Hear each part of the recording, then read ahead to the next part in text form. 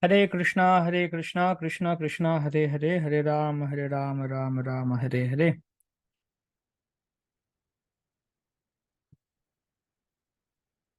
Namo Vishnupadaya Krishna Prasthaya Bhutale Srimate Bhaktivedanta Swami Niti Namine Namaste Saraswate Deve Gauravani Pracharine Nirvishesha Shunyavadi Paschatya Deshatarine Vanchakalpatarubhyascha Kripa Sindhubhyo Evacha Patitanam Pavanebhyo Vishnavibhyo Namo Namaha Jai Shri Krishna Chaitanya Prabhu Nityananda Shri Advaita Gadadhara Srivasadi Gaura Bhaktavrinda. Hare Krishna. Welcome to Srimad Bhagavatam. Today we are studying from Srimad Bhagavatam, first canto, chapter 3, text 29 onwards.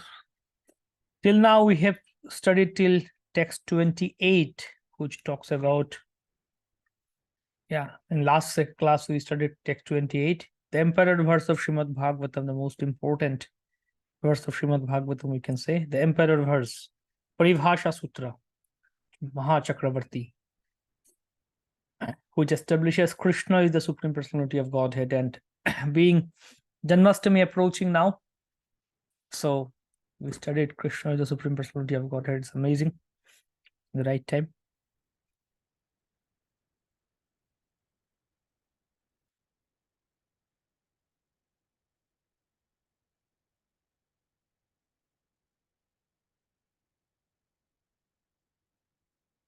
Okay. So, we studied that Jiva Goswami's analysis and meaning of the words, everything we studied in last class.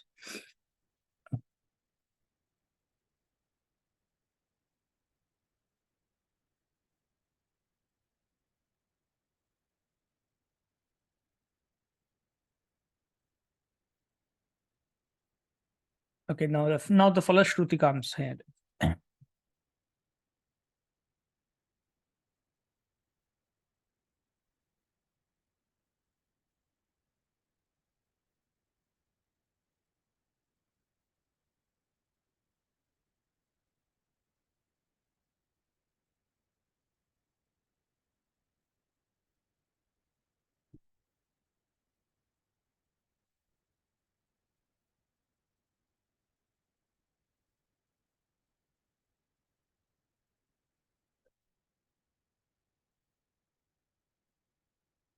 Janma guhyam bhagavato ya etat prayato naraha sayam pratar grinan bhaktya dukhya gramad vimuchyate. Whoever carefully recites the mysterious appearances of the Lord with devotion in the morning and in the evening gets relief from all miseries of life. So whoever chants the mysterious appearance of the Lord. And tomorrow the Lord is appearing, Janmashtami. So this is a Falashruti, and here Prabhupada also talks in the purport that how Vimukta Janma Karma Chame Divyam Evam Yavatti Tattvataha, from Bhagavad Gita. He's also bringing the point. The word Vimukta or liberation indicates that the Lord's birth and nativity is transcendental. Janma Karma Chame Divyam. Therefore mysterious.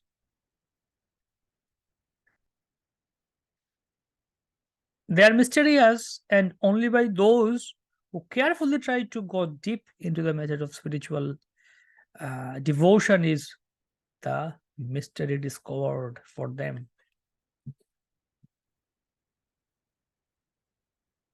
Okay. Now text 30 to 34, we go to next section, which is universal form of Lord, Virat Rupa. Material forms, gross and subtle, of the Lord Virat Rupa, and the living beings are imaginary, the material realm.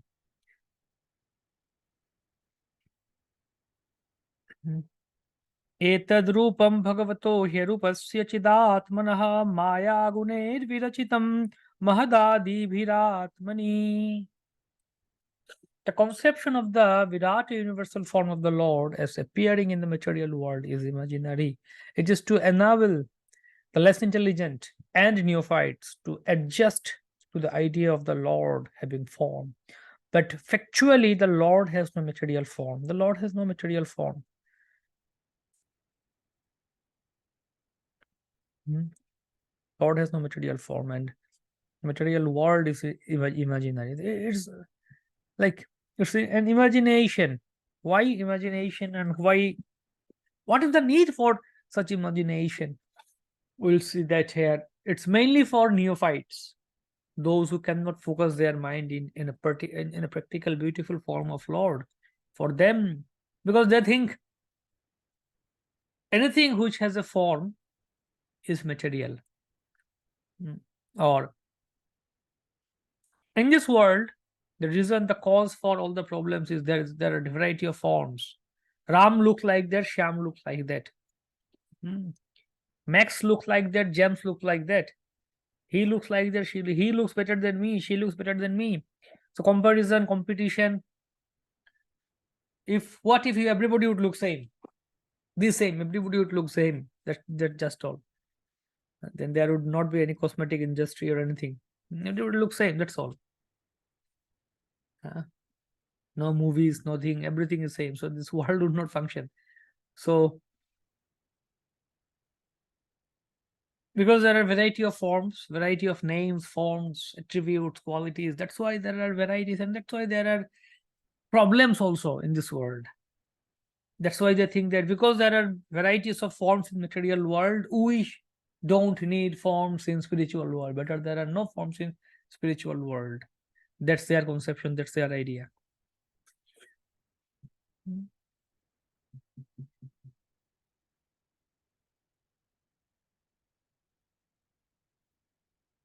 So specifically, this is for you see, in the 22 incarnations in this chapter, when they discuss from 6 to that section 29, they didn't say, or Sutta Goswami didn't mention the Virata Rupa. After mentioning this 22 incarnation Lilavataras, now he is saying this form because this is not an eternal form. It's not it's a material form. A Virat Rupa is conceived for those who are just neophyte worshippers. Second canto also we'll see. It will be explained in second canto. Material manifestations of different planets have been conceived as his legs, hands, etc. Such descriptions are for neophytes. The neophytes cannot conceive anything beyond matter. The material conception of the Lord is not counted in the list of his factual forms. It's not counted. Okay. Now in text 23, gives an analogy that how come they impose the conception of material form on spirit soul or spirit. यथा नवसि मोघो मेघोघो रेणुर्वा पार्थिवो निले एवं दृष्टवरिदृश्यत्वम् आरोपितमबुद्धिभिः. So clouds and dust are carried by the air, but less intelligent persons say that the sky is cloudy and the air is dirty. Similarly, they also implant material bodily conception on the spirit soul. Cloud and dust are carried by the air, so they are like air is the one which carries them.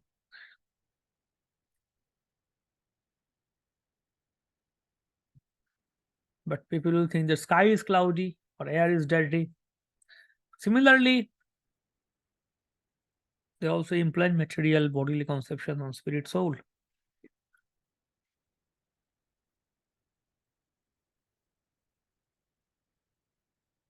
So, for example, when we see that example is given, when we see a car is going, the president's car is moving, we think that for time being, we identify that. For instance, when a particular gentleman goes in his car, which can be seen very easily, we identify the car with the man within the car. When the president goes out in his particular car, okay, we say There is the president. For the time being, we identify the car with the president. Similarly, less intelligent men who want to see God immediately without necessary qualification are shown first the gigantic material cosmos as the form of the Lord. Although the Lord is within and without. When the king or the president is going, oh, here the president goes.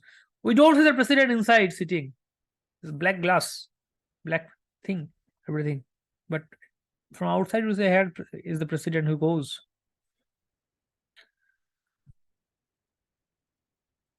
Similar idea. So now, next text brings an understanding of how gross and subtle form. Text 32. Atah param yadavyaktam vyudha guna brimhitam adrishta shrutavastutvat sajiva yat punarbhava. Beyond these gross conception of the form, there is another subtle conception of form, which is without formal shape and is unseen. Adrishta, ashruta, unheard. It's adrishta, unseen, and ashruta, unheard. Vastutvad, being like that, unmanifest. The living being has his form beyond his subtlety. Otherwise, he could not have repeated births.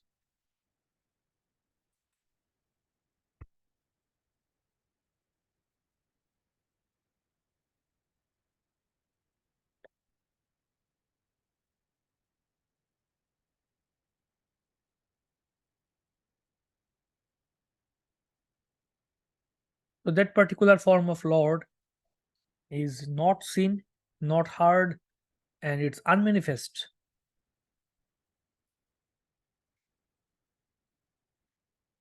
Okay, so this is the Virat form, Virat Rupa. Subtle realization of the Virat form.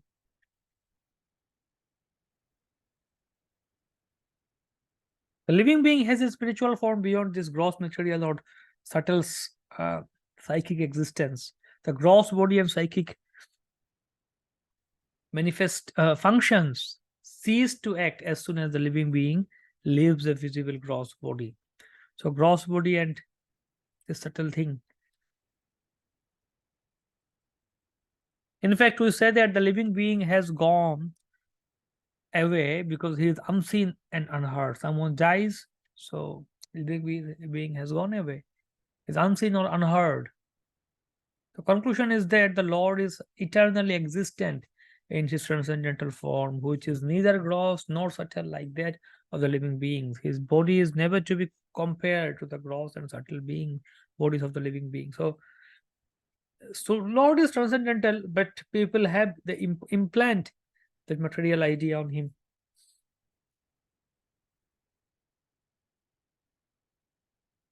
So that subtle form is Supreme Lord. Now, self-realization, Atmopalabdhi. Just a second.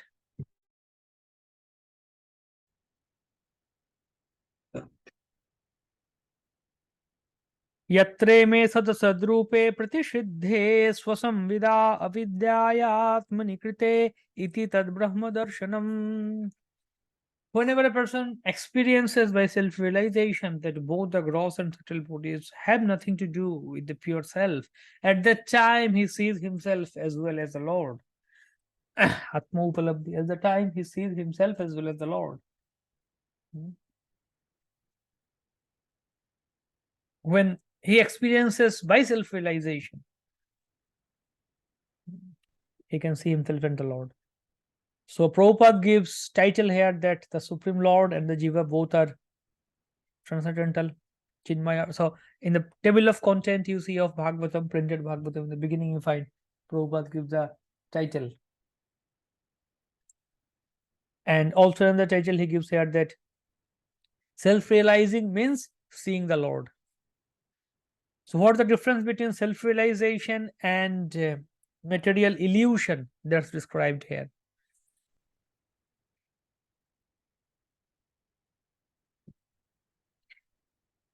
Mukti or Bhagavad Darshan. Mukti. The Supreme Lord is never, he is never, the impetus for activities is generated from the self, but such activities become illusory due to ignorance of the real position of the self. The impetus of activities generated from the self. Impetus, karma vasana, utayaha, out of the 10 topics of Srimad Bhagavatam, one is uti. Uti, karma vasana, is described in details in 7th canto. Hiranyakashipu, karma vasana. But here the impetus for activities is generated from the self, but such activities become illusory due to ignorance of the real position of the self.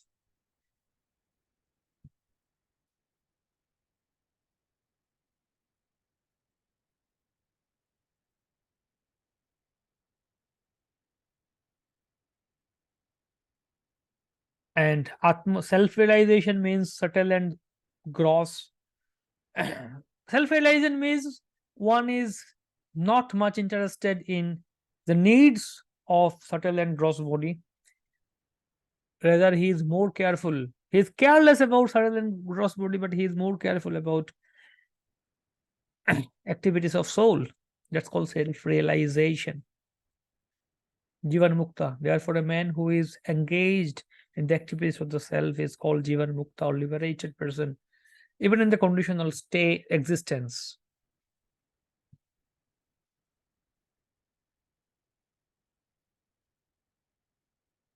The perfect stage of self-realization is not attained by artificial means, but under the lotus feet of the Lord, who is always transcendental.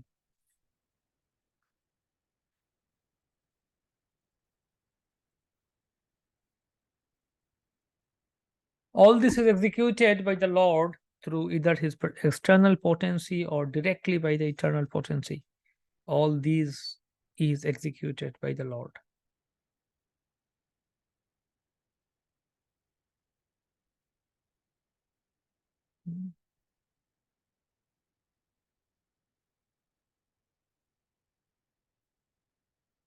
Okay. So now, how can the living being be reinstated in his original position, constitutional position? That's in 34. Yaddesho parata devi maya vaisharadi matihi sampanna eveti vidur mahimni svemahi yate.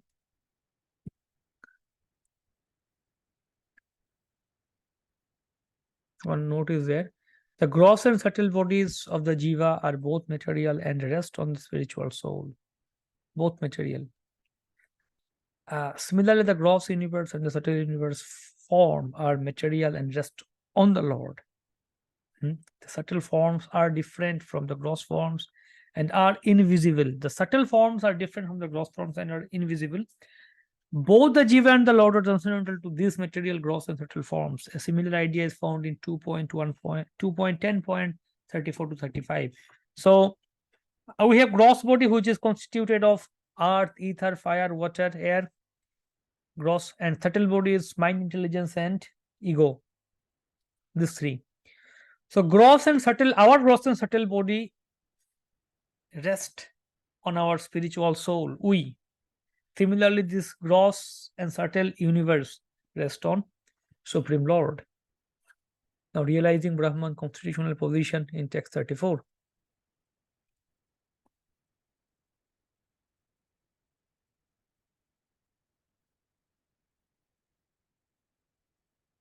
If the illusory energy subsides and the living entity becomes fully enriched with knowledge by the grace of the Lord, then he becomes at once enlightened with self-realization and thus becomes situated in his own glory. He becomes enlightened and becomes situated in his own glory. Being a part of the absolute transcendence, all the Lord's forms, names, pastimes, everything, attributes, associates, and energies are identical with him. His transcendental energy acts according to his omnipotency.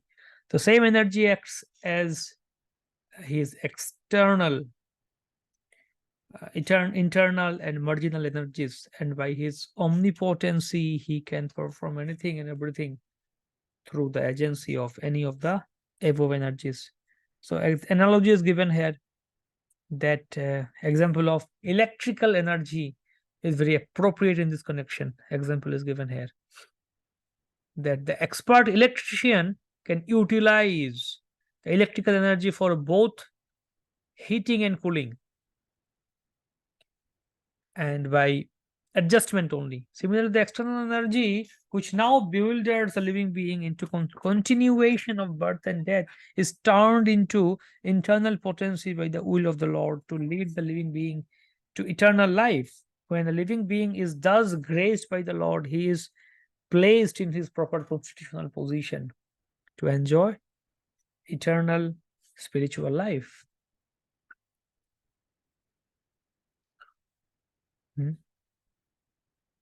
So the living being needs to have the austerity and pray to the Lord. Then the Lord will give his blessings, and then the external energy can be subsided by the grace of the Lord. And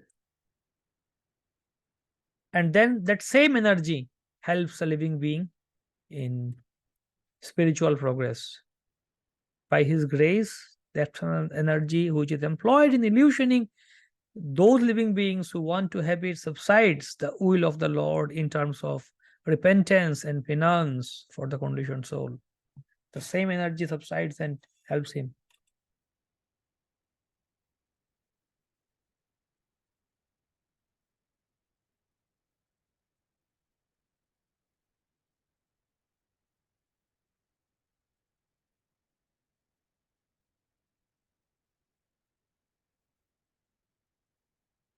So here in this connection,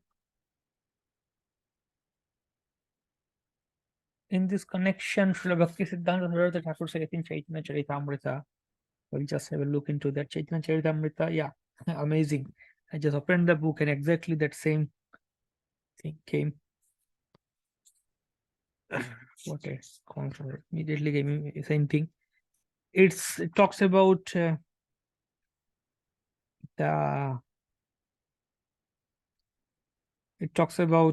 the appearance of Chaitanya Mahaprabhu, Sri Chaitanya Mahaprabhu.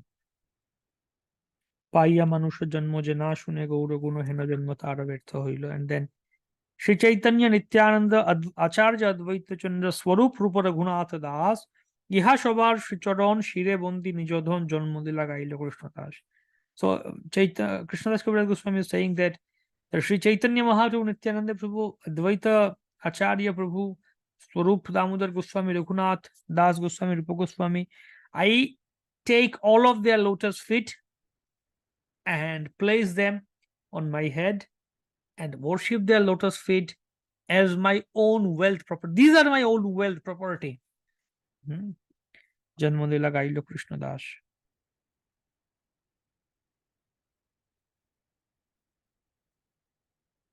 So,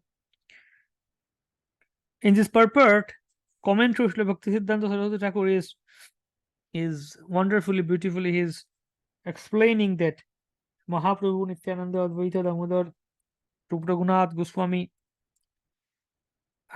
they are Nijadhan, means they are the personal wealth of a pure devotee.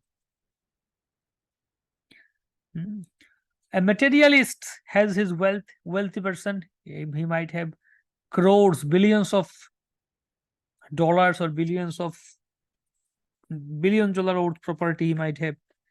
But actually these are not dhan. So in Sanskrit or Bengali, this word dhan, like dhanam cha manam tathendriyanam, dhan means wealth, property, dhan is property. And there is another word is rin. Rin means debt. Hindi also, Bengali also, Sanskrit also. I think in Indian based, Sanskrit based, these languages, rin is debt. So he's saying the materialist people, their wealth is like, they are in debt actually. It's rin shabdavachya. We cannot say that as dhan, we can say them as rin, because this material wealth is taking them away from Krishna, which is the real dhan, which is the real wealth.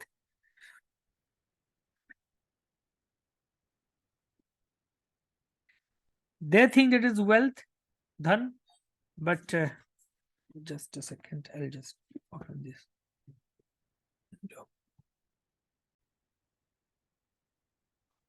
Okay.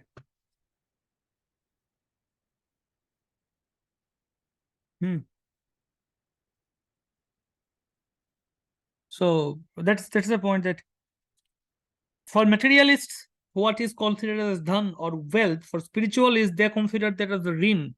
So if for a pure devotee, if you give him wealth, you give him gold or $1 billion. For him, it's maya. For him, it's even burden. Like Sridhar, Kolavecha Sridhar Mahaprabhu says, I can give you anything. What you want? What do you want? I can give you. Or do you want Brahma's post?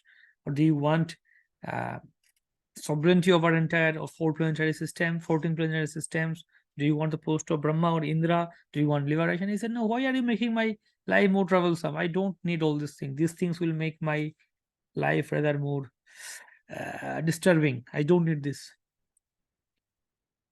Of course, if there are wealth and certain things which can be used in Krishna service, devotees can use in for preaching. But for them, they don't need. Like Prabhupada said, we can accept anything. We can accept all the material wealth for serving Krishna. But same Prabhupada, when he was in Mayapur, he was, we have Bhajan Kutir, small hut in Mayapur on the bank of Ganges. Prabhupada said, we are in Mayapur, Mahaprabhu's birthplace on the bank of Ganges. We have a small place, Bhajan Kutir. We are doing our Bhajan Bhakti. What else do you need in life? We are happy. So for us, we are happy. But if, like, we are happy here, but for people of this material world, like they need something. So we'll make big building or guest houses so that people, or big temples, so that people from all over the world, they can come here and be here. But for us, we are happy with this Bhajan Kuti. We are happy with this small, simple hut. The Prabhupada said, keep it. Even if we have big temple, keep this small hut here, straw house here, straw hut, so that people can see where it started from. So in Mayapur, we have big buildings, big residents, fine. But devotees, as according to like, we don't need that big buildings or big things. We are happy with the small things. For preaching, devotee can accept. We heard the story of Sanatan Goswami and Lord Shiva. Lord Shiva sent his devotee to Sanatan Goswami. And that person came to Sanatan Goswami and said, I heard that you have some material wealth. You have some more valuable thing. Lord Shivji told me, give me that. He said, okay, go to the dustbin and you will find something. And he found out the touchstone. Then he thought that, okay, the person who has touched stone, he has thrown touchstone in the garbage bin, garbage area. He might be, he will certainly will have something more valuable. This is not the most valuable with him, because who keeps most valuable things in garbage? It's like a garbage for him. That's why he left it here. So then he asked him, I think you have something more valuable than this. He said, do you want it? Yes. Go and throw this in Yamuna and come. Take bath and come. Then he gave him the holy name. So now we might think, if we would have that stone, we will make a big golden TOVP for Krishna. Or Mahaprabhu will make a golden temple of within planetarium. We will make a golden throne for Prabhupada. This and that. We will give gold to devote. But didn't Sanatana Goswami know this? That okay, he could make a golden temple for Radha Madhav, Radha Madan Mohan and all. He also knew that he could do, but then he didn't do that. He just threw it. So Yukta Vairagya. First there is Vairagya, then Yukta Vairagya. First renunciation, then there is that Yukta Vairagya, that renunciation. So that's the thing. For a devotee, material wealth are rather a disturbance for them. Post, position. So in this respect, why we are discussing that? How come we went there? That the same thing in this material world, which is binding us, can be used in Krishna service and can deliver us also.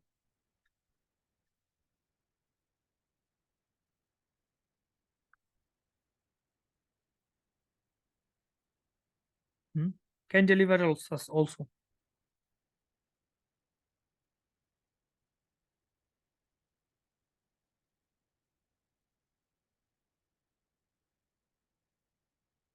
So now from text 35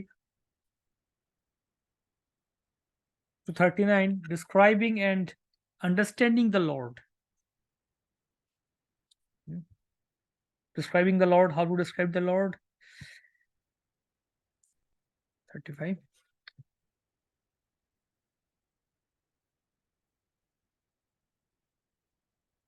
एवं जन्मनि कर्माणि ह्यकर्तूरजनस्य च वर्णयन्ति स्म कवय वेदगुह्यानि ऋत्पते. The learned men describe the births and activities of the unborn and inactive, which is undiscoverable even in the Vedic literatures. He is the Lord of the heart. He is the Lord of the heart.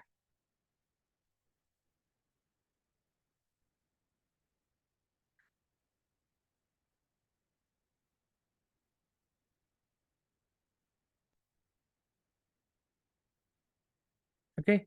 The learned men describe the births and activities of the unborn and inactive, the Lord at the heart. So in the purport, Prabhupada talks how merciful the Lord is, that his activities, his birth, these are like all confidential, even such confidential that in Vedic scriptures also these things are not described. In the Vedic Shastra also these things are kept confidential. But still, the Supreme Lord comes and performs his activities, his pastimes, in order to give us these blessings. In order to give us this blessings. How to meditate on the Brahman that is described here. Our duty is that we should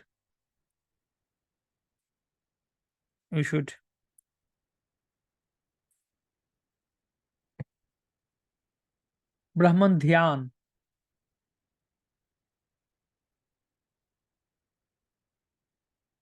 We should take advantage. We should take advantage of this transcendental pastimes of the Lord. That's the process. See, these are so much confidential, even to Vedic literatures. Yet they are displayed by the Lord to bestow mercy upon the conditioned soul. We should take advantage of the narrations of the activities of the Lord, which are meditations on Brahman in the most convenient and palatable form. So if we want to meditate on the transcendental form of Lord, that's the best way to do it. So now text 36 talks about the qualities of the Lord, characteristics, qualities of the Lord. Text 36.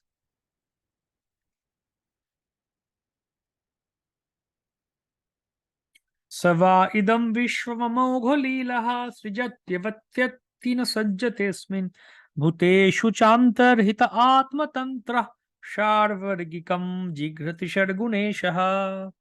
The Lord, whose activities are always spotless, is the master of the six senses and is omnipotent and full with six opulences. He creates the manifested universes, maintains them, and annihilates them without being in the least affected. He is within every living being and is always independent.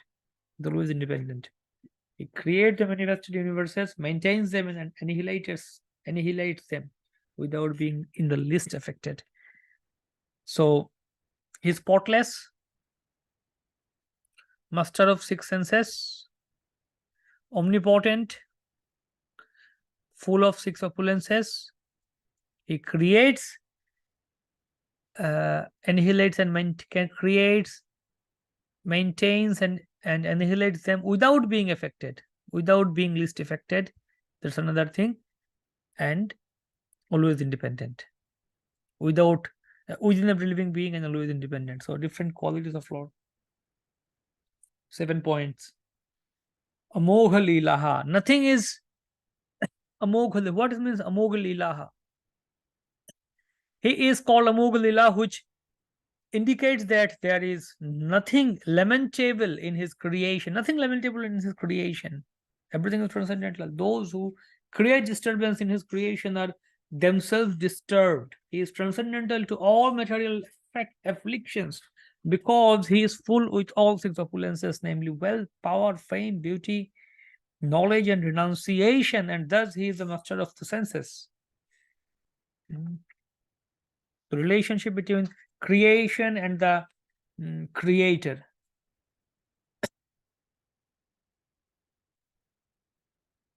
Shadgunesha and Tathya, we see that Shadgunesha,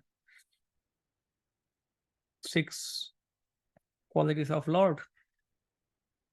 Shadgunesha, this particular word, Shadgunesha, Shadgunaha, master of 6 senses. It can say that master of 6 anarthas, Kam, Krodha, Lova, Muhammad, Matsarya.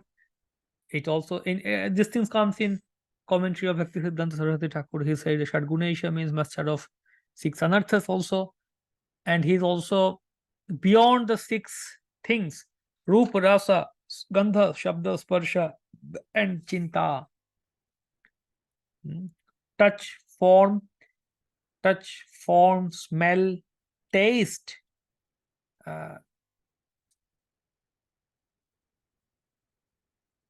sound, and thought. These 6 things. Then he quote from Chandogya Upanishad, and he says that he, the Supreme Lord, is Apahata Papma Vijara. Apahata Papma, freed from sin. He is Vijara, he doesn't have any material contamination. Bimrittu, Vishoka, Abhijigitsa, Apipasa. Bimrit doesn't have, he doesn't die. He doesn't have lamentation. And he doesn't have any material thirst. And he doesn't have 6 changes like we have. Asti jayate vardhate parinamate apikshiyate vinashyati. We take birth, we grow, and we are settled for some time, and then we dwindle, our body is dwindled, we get elder, we get old, we die.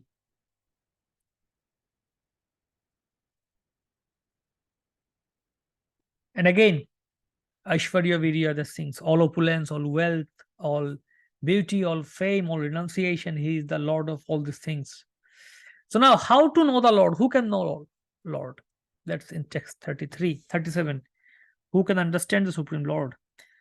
Nachasya kaschin nipunena dhatur aveti jantu kumanisha utihi namani rupani manovachobhi santanvato natacharyami vagyah. The foolish with poor fund of knowledge cannot know the transcendental nature of the forms, names, and activities of the Lord, who is playing like an actor in drama. Nor can they express such things neither in their speculations nor their writings. The foolish people, they cannot do that. The poor fund of knowledge cannot know the transcendental form of the Lord, nature. Nothing, they cannot know anything. Like an actor in drama. The foolish people. Not on Natyadharo Yatha, we'll see that in Kunti Devi's prayers also, she also says same thing. He comes like an actor in drama performance. Avang Manasa Gochara, the Lord is Avang. Manovachavi, he is called Avang Manasa Gochara, means is beyond our body, mind, and words. Beyond the expression of mind, body, and speech. Mind and speech. Yet some men with poor fund of knowledge, they try to explain him. So there are two types of people who are materialists. One is fruitive worker, another is mental speculator. Fruitive workers have practically no information of the absolute truth.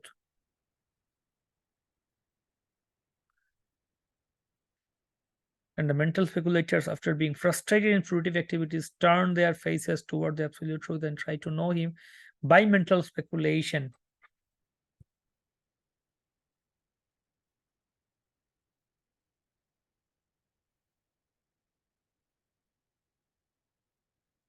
And for all this man, the absolute truth is a mystery, as the jugglery of the magician is a mystery to children.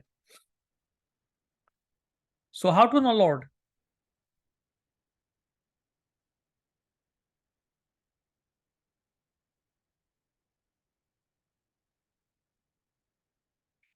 That comes in text 38. So in text 37, he said the disqualifications to understand God. Now he talks about the qualifications to understand God in text 38. What are the qualifications to understand God? Savedadhatum padavim parasya durantaviryasya rathangapane yomayaya santatayanu bhajet tatpada saroja gandham.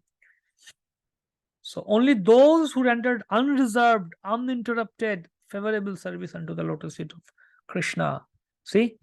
Santataya saveda dhatum padavim parasta duranta viryasya tathangapane yomayaya without reservation. Amayaya means without reservation. Santataya means without any gap. Without any gap. Always without any gap.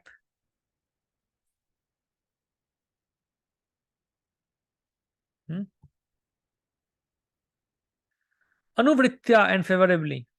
That has to be favorably also. Bhajeta, service, render service, takpada sarojagandham, who carries the wheel of the chariot in his hand, rathangapane, can know the creator of the universe in his glory, full glory, power and transcendence. So, anukul, favorably, amayaya,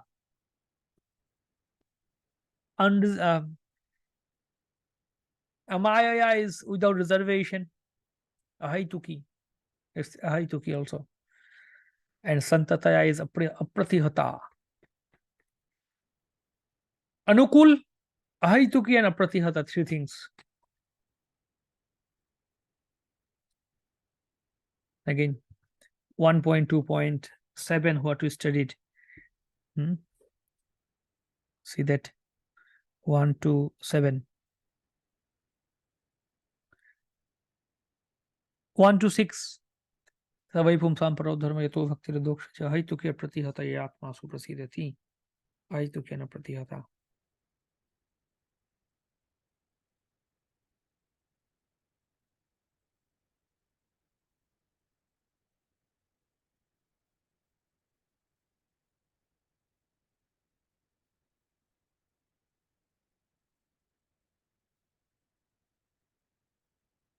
No one is exception to this law of the Lord. Those who are rendering service indirectly, being forced by the illusory agent of the Lord, are rendering service to him unfavorably.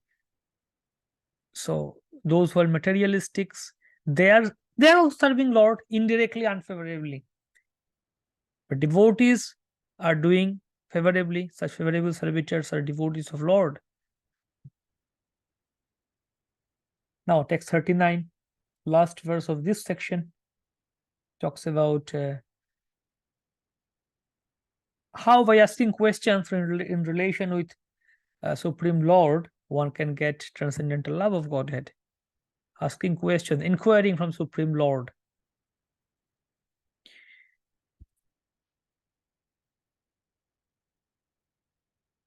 अथेह धन्या भगवंत इत्थुम यद्वासुदेवे खिल लोकनाथे कुर्वन्ति सर्वात्मकमात्म भावम न यत्र भूयः परिवर्त उग्रः. Only by making such inquiries in this world can one be successful and perfectly cognizant. For such inquiries invoke transcendental ecstatic love unto the personality of Godhead, who is the proprietor of all the universes and guarantee 100% immunity from the dreadful repetition of birth and death. By making such inquiries in this world, can one be successful and perfectly cognizant, who is proprietor of all the universes and guarantees 100% immunity from the dreadful repetition of birth and death.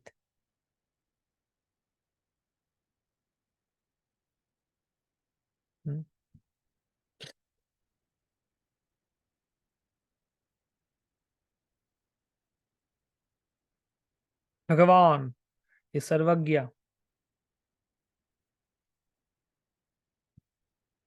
So The personality of Godhead is the last word in absolute truth. Impersonal Brahman and localized Paramatma, Super Soul, are included in the knowledge of the personality of Godhead. So one who knows the personality of Godhead can automatically know all about him, his multipotencies and expansions. So devotees are congratulated as being all successful. Devotees are congratulated being all successful. Devotees are all successful. This is real success. People might think I have got a good house, good wife, good husband, good children, good job. They're successful. But for devotee, the parameter of success is different than materialists.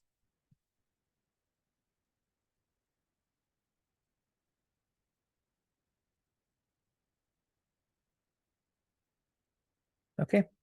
So thus ends our first unit of Bhakti Vaibhava till this. In unit 1 of Bhakti Vaibhava, what we see,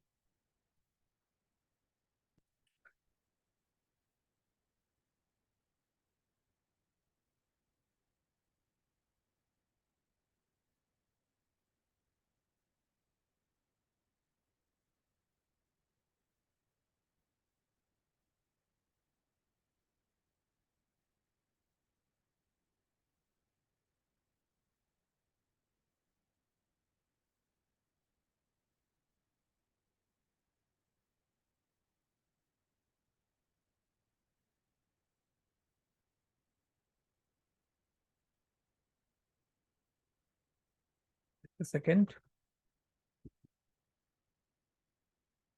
what happened? Why did it hang?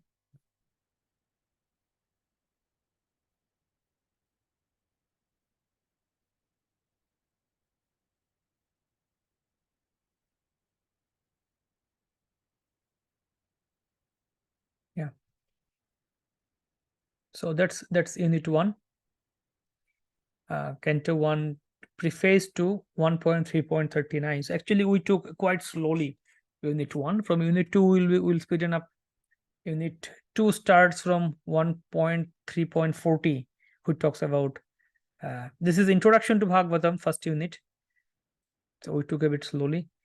So please prepare the answers for all this close book analogies and all. You'll find pretty easily in the purport.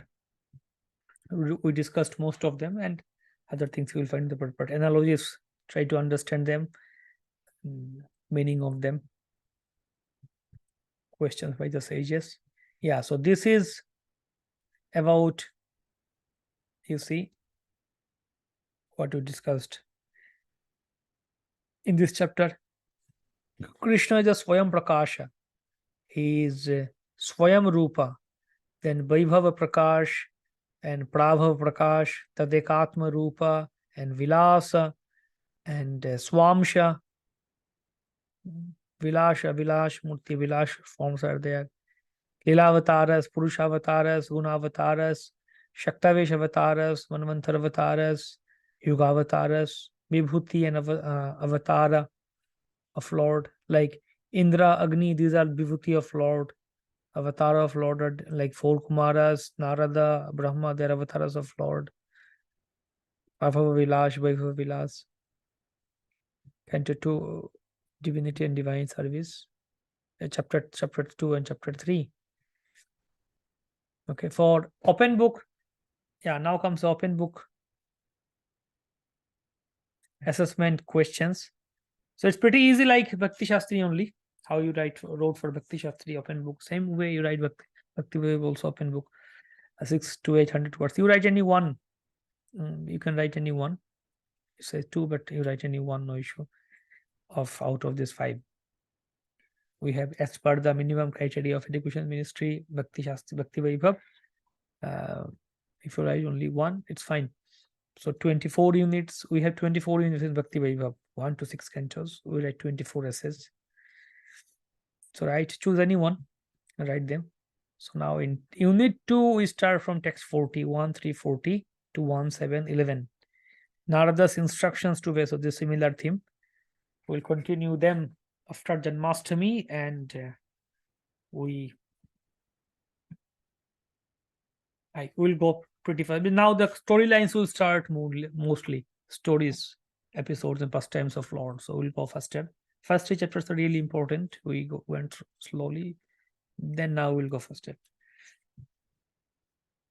Okay. So happy Janmashtami. Hare Krishna.